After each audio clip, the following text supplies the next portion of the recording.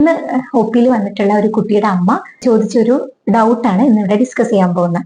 അതായത് കുഞ്ഞുങ്ങൾക്ക് പനിയോ ചുമയോ അല്ലെങ്കിൽ കഫക്കെട്ടൊക്കെ വരുന്ന സമയത്ത് ഇൻഡിക്കേറ്റഡ് ആയിട്ടുള്ള കേസസിൽ നമ്മൾ ആന്റിബയോട്ടിക് പ്രിസ്ക്രൈബ് ചെയ്യാറുണ്ട്. ആന്റിബയോട്ടിക്കിന്റെ കൂടെ തന്നെ സൊല്യൂഷൻസും കിട്ടാറുണ്ട്. പൊടിയായിട്ടും അതിന്റെ കൂടെ ഒരു സൊല്യൂഷനും മിക്ക ആന്റിബയോട്ടിക്കും അങ്ങനെയാണ് വരുന്നത്.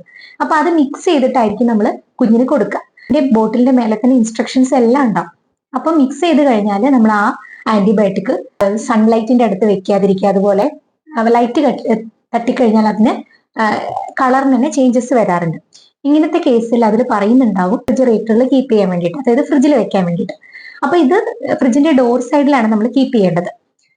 ഇൻ കേസ് നമ്മൾ ഫ്രിഡ്ജിൽ വച്ചിട്ടില്ലെങ്കിൽ ഈ ആന്റിബയോട്ടിക്കിന്, അതായത് വെള്ള സൊല്യൂഷൻ ആണെങ്കിൽ ചിലപ്പോൾ ഓറഞ്ച് ആവും, അങ്ങനെ കളർ ചേഞ്ചസ് വരാറുണ്ട്.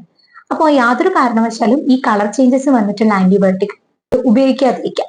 അപ്പം ഇങ്ങനെ ഇൻസ്ട്രക്ഷൻസ് സ്പെസിഫിക് ആയിട്ട് പറയുന്ന ആന്റിബയോട്ടിക് തീർച്ചയായിട്ടും റെഫ്രിജറേറ്റർ ചെയ്യാൻ വേണ്ടിയിട്ട് തന്നെ എല്ലാവരും ശ്രദ്ധിക്കണം.